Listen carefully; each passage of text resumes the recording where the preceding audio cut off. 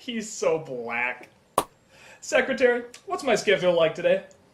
Well, Critic, you have a 5 o'clock manicure, a 3 o'clock threatening of a micronation in Wyoming, a 2 o'clock meeting with Todd in the Shadows to get both of your eyebrows waxed, Yeah, his eyebrows are looking a little weird. and a 1 o'clock crossover with Amanda Higgin.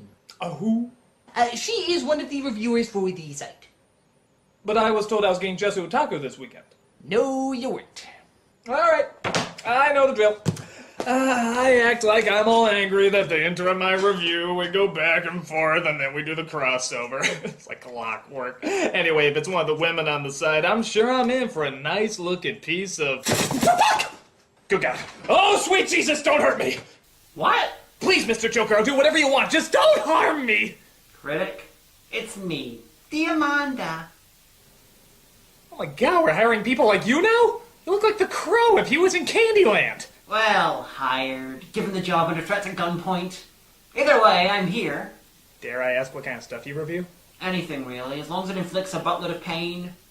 Or a pain-load of butts. You have a movie with one of these, oh scary one? I have a movie with both.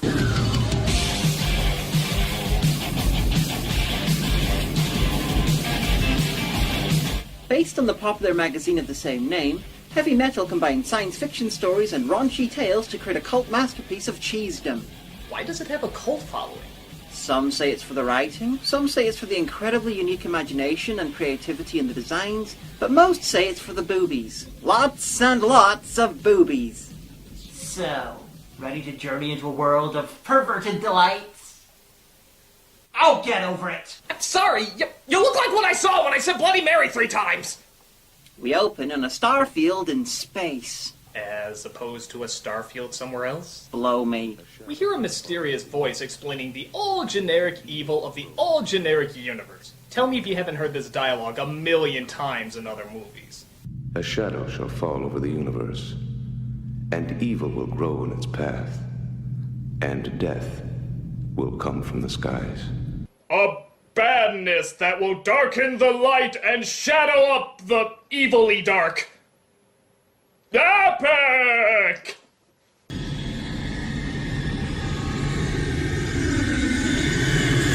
Look out for the title. No, this is why I should never drink while raining death from the skies. Over the credits, which reads like the cast of SCTV, we get...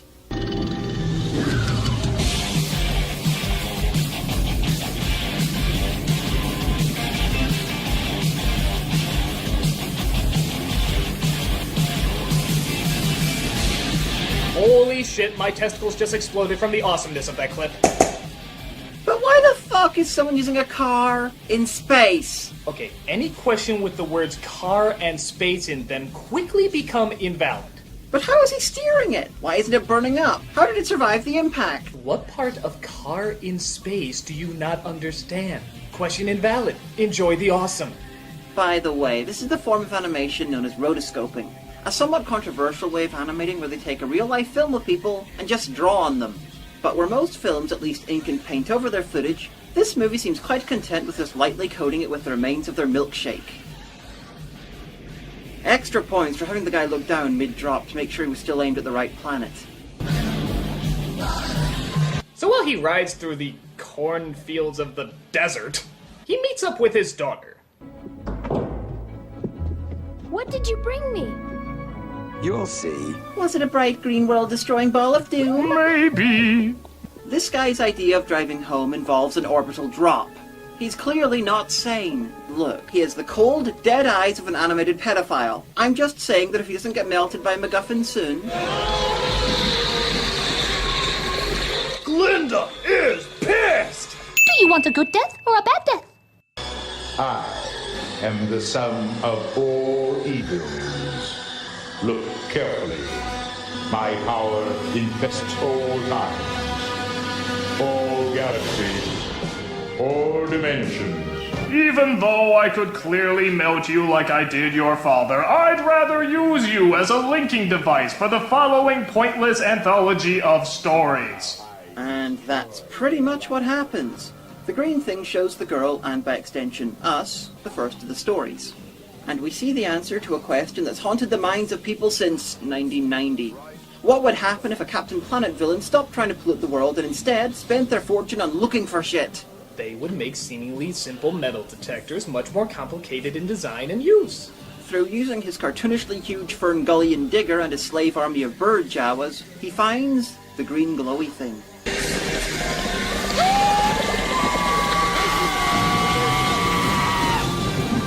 It's somehow taken to the New York of the future, even though it kind of melts anyone who gets close to it. Hey, New Yorkers are used to harming their bodies all the time. They know the drill. And the movie suddenly decides it wants to be a film noir.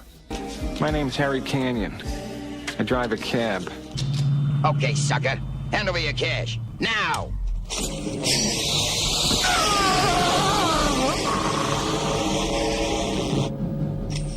Okay, do I really have to start a melting counter? There's more meltings here than a rainy day at the Memorial Day Witch Barbecue! The green glowy thing has been put on display in a museum, which makes perfect sense, because one thing museums are known for is exhibits that can kill people. But, oddly enough, it's gangsters who murder the founder of the ever-killing Gobstopper, and his daughter escapes to the cab driver's car. Help me! Please! As usual for a woman who's just had her father murdered, she suddenly wants to have sex with someone. I must have turned her on something fierce. 'Cause this dame was going for broke. Nothing like that dead father mobster tie-in glowing ball of death rebound. You know, I just don't see this working. She's just lost her dad.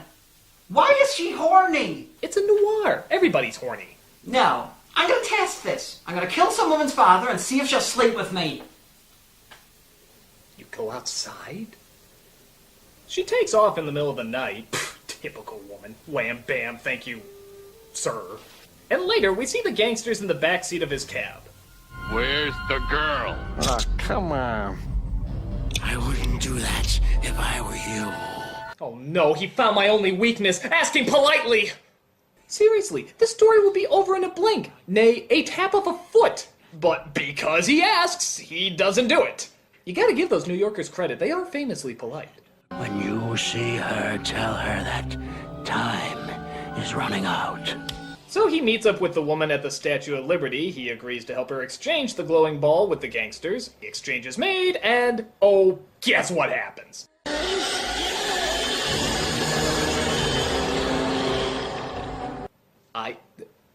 Yeah, I still can't believe I need one of these. Hey, baby. We're rich. I'm taking it all. Pull over. So the woman, really out of nowhere, turns against the cabbie. Which means, of course... My God, movie, what is your beef? Did the writer's mother die in a microwave or something? And by the way, if you're wondering where the story goes from here, it doesn't. Yeah, that's the ending to this one. In any other movie, this would probably just be the intro. But Heavy Metal's philosophy is just when things are looking like a good setup for a story, never give him the story. It's like Philip Glass. The less he keeps your attention, the happier he is. I'm back. Hey, welcome back. I've been taking the reins of this review for a while now. What did I miss? 2 meltings. What happened to your eye? Well, she sort of didn't want to sleep with me. Well, did she know you killed her dad? Yeah, I did it in front of her. We may have to just accept the fact that we live in a very bizarre world. I've chosen you because you possess powers you do not yet understand. Look again. We open our next story with a nerd named Den who doesn't realize that a bright green glowing meteorite might not be the smartest thing to pick up. I figured maybe tonight I'd hit the jackpot. All I needed was a little juice. This sends him hurtling through space and time to the planet Mongo. Mongo only pawn in game of life.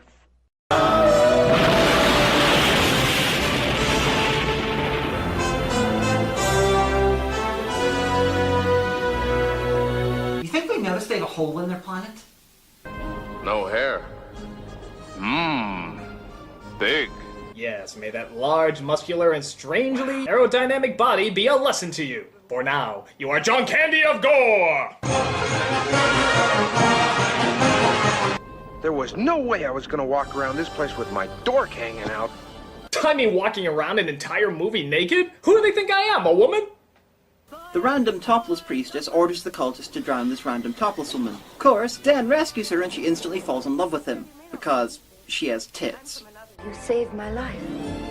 I have no reward to give you, but if any part of me pleases your senses, I would give it to you willingly. John Candy of Gore likes your eyes. Hey, feel lucky I didn't like your breasts.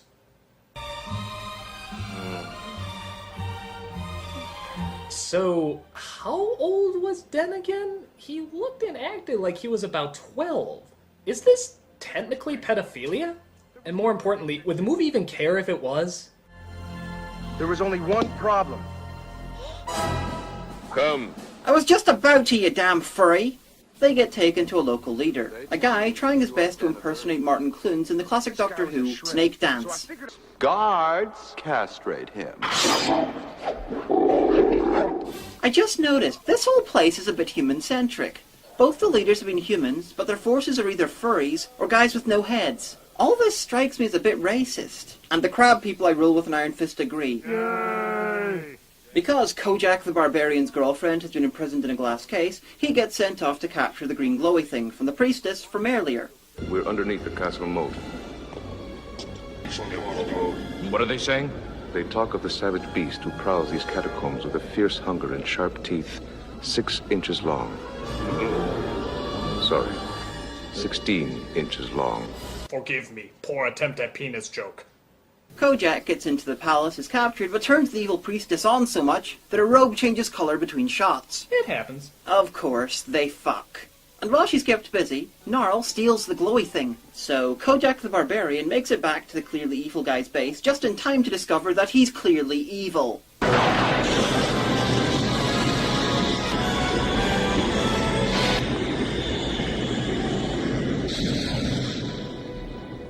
Where did they go? Into the space between spaces. You could have the power of Rulertech. You could be ruler of all these people. Forget it. With both sides' leaders dead, John Candy of Gore and his girlfriend leave on a giant dragonfly.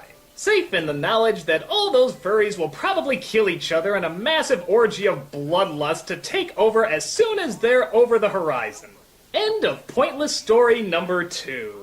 The next story set in a massive fucking space station that looks like the Odyssey from Ulysses 31, where someone's finally putting Zap Brannigan on trial, though for not stealing Captain Marvel's costume. It's okay, Charlie. I got an angle. Call the first witness. He provides a character witness, but it doesn't go very well. Hanging's too good for him. Burning's too good for him. Hanover. He should be torn into little bitsy pieces. Hanover. Kill! Well, I can tell this is going to be very story-based. As soon as it turned into Law & Order Avengers Unit, I'm pretty sure everyone forgot what the trial was originally about. I'm just disappointed that we've gone 20 minutes without a melting. 35,000 Zuleks. Thanks, Hanover. It's nothing, boss. Goodbye.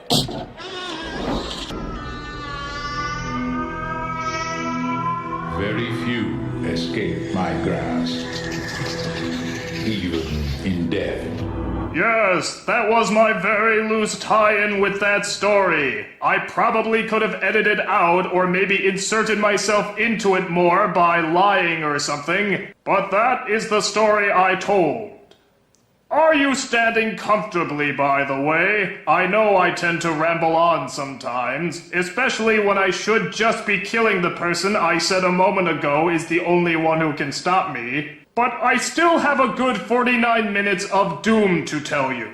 I guess I just have a compulsion to waste people's time. Hell, if I could, I'd even put a commercial interruption in the middle of these stories. Well, that was lucky. Anywho, do you want snacks? This next one can be a little lengthy. There's not any naked women in it, but my guess is you're not really into that anyway. I am. A lot. Anyway, planes! So we're suddenly in World War II when we see somebody is following one of the planes. Jeez. Jim, something's following us. It looks like John Carter on the way back from Mars again. You saw that? Somebody had to. The green glowy thing infects the plane and turns the dead crew members into zombies because it can do that now. And frankly, this is the best part of the film. The idea of men trapped in a tight enclosed area like a bomber with zombies, it could make for a brilliant film. Good thing we'll once again take no advantage of this great idea and instead parachute out. And I think it's time for the Rod Serling ending. Oh! Oh! Amelia Earhart, no!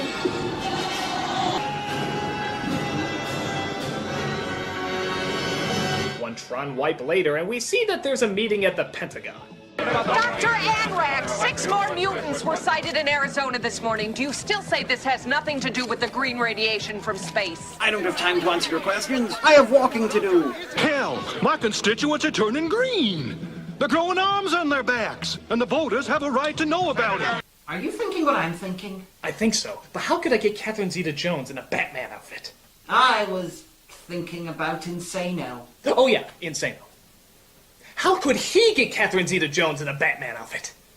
As for the theories of interference by alien beings, it is my firm opinion that we on Earth are the only intelligent, technically advanced civilization present in the universe. So, as expected, mid-speech, the most ironic thing possible happens. And I'm currently wondering what I would have done in just as obvious situations in history.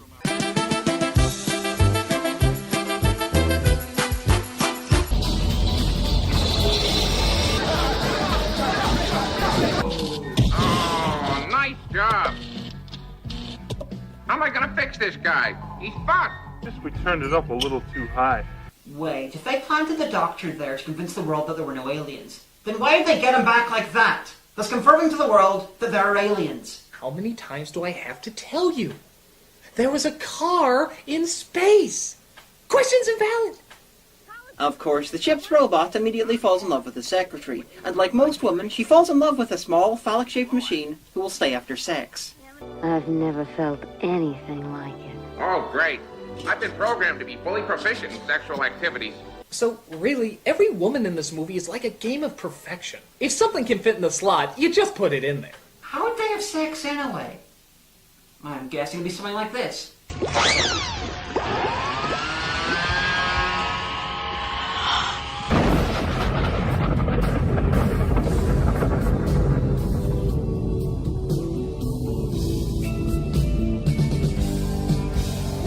Wait a minute. Was that the fucking Enterprise? It is! It's the fucking Enterprise! What the hell is the Enterprise doing in the 40s? Or present day? Or whatever the fuck that futuristic trial was supposed to happen? Could be flying back in time to capture some dolphins or some crap. Spock, have you ever wondered if you can smoke a triple? So the pilots get high in the least hygienic way possible and almost crash the ship while the robot and secretary almost instantly decide to get married. Because, funny. I have chosen you because you are the future who could destroy me. With your death, I break the chain for all time. Trust me, by this point, I think she preferred death than listen to one more of your pointless, perverted stories. You are a horny little green ball, and you ramble a touch. In this story, the glowy thing crashes into a mountain on an alien desert planet. Of course the locals, as in all the locals, decide to go check it out.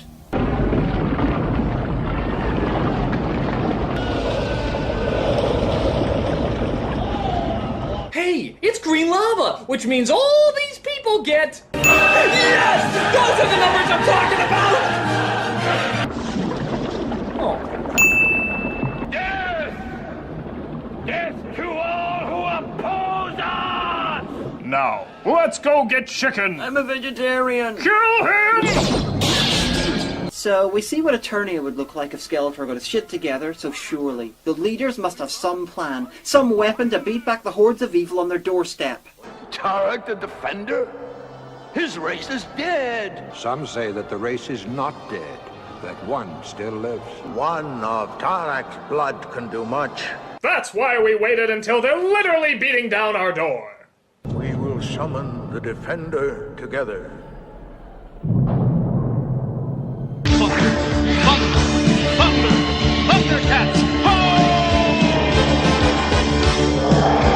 They let out the call to summon their world's very last hero. A giant, hot, big-titted warrior hoe! So how long until this one gets naked? I guess that was a stupid question.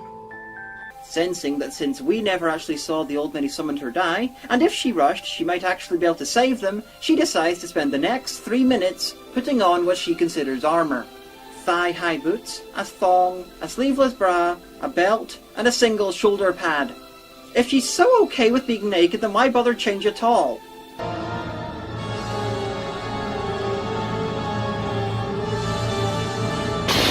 She-Man and the big-titted mistress of killing shit. So Tarna and her bird make it to the city, and what the fuck do you know? Everybody's dead. They're all dead. Everybody's dead, Dave. Who would have thought that the old guys waiting until the enemy were breathing down their fucking throats and her taking an ice age to get dressed would have resulted in everyone she's supposed to protect being fucking dead? That Galaxy security is doing a heck of a job. She tracks the mutants down to a Western-style sci-fi bar where everyone's listening to Devo.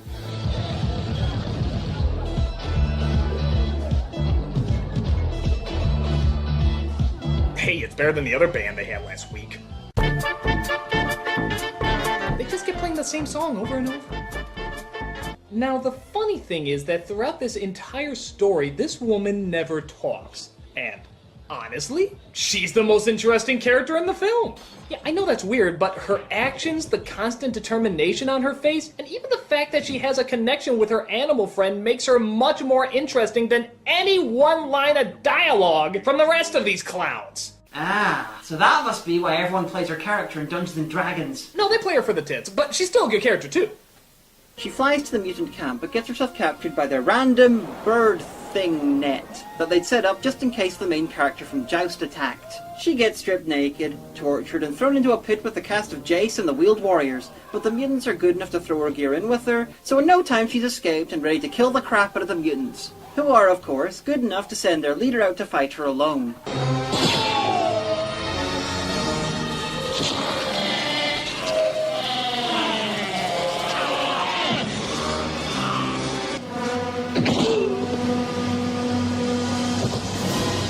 It takes a special kind of hero to punch someone after killing them with their own chainsaw. A bitch is usually what they're called, but a badass bitch. She sits atop her noble bird thing and faces down the green glowy thing head on, and proves that once again, she has the power, because her Castle of Grayskull moment earlier on was apparently foreshadowing.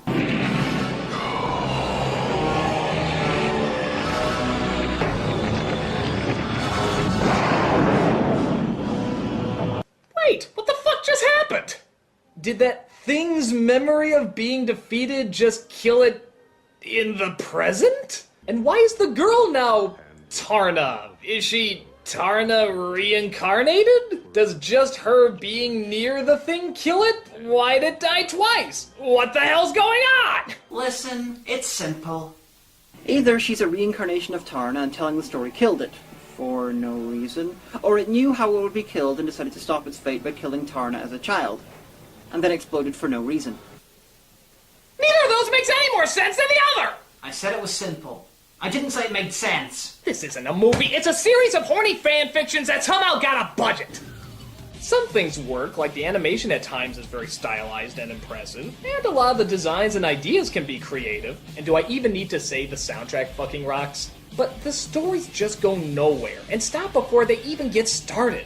The last one is the closest thing to a complete story, and even that has an ending that makes no sense. Some of it's impressive, but it's mostly just pervertedness posing as badass art. Personally, I like most of it. Yeah, the linking story of the green thing is a bit shit, and ultimately makes no sense, because its abilities change all the time, and who the fuck even knows what happens at the end? Because the last time I had to deal with a green glowy orb of death, I blasted into fucking space where the Krulags can deal with it. Yeah, take that, you tartan-skinned motherfuckers!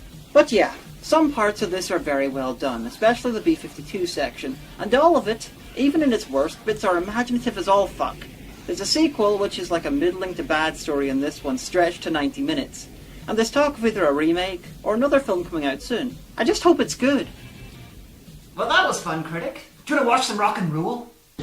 Sorry, T. Amanda, can't talk. I'm on a giant flying car in space. Woo-hoo-hoo-hoo! Okay, fine, Critic. I'll just go amuse myself with the cries of infants.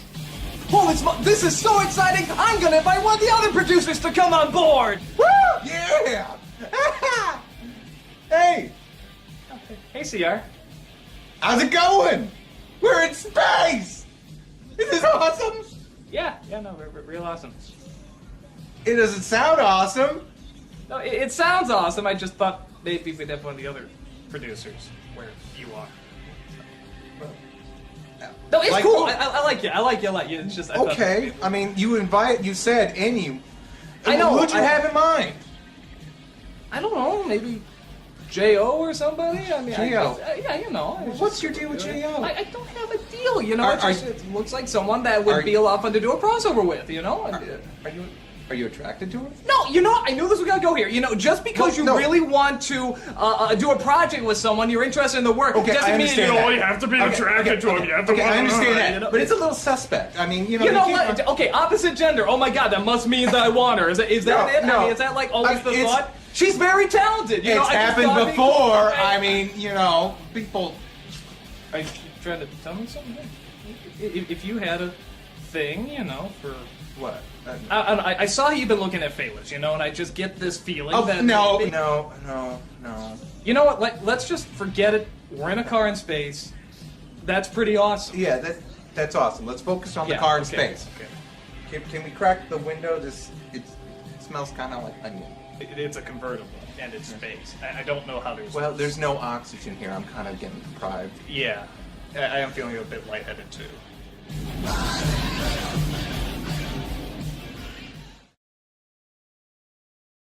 Yeah.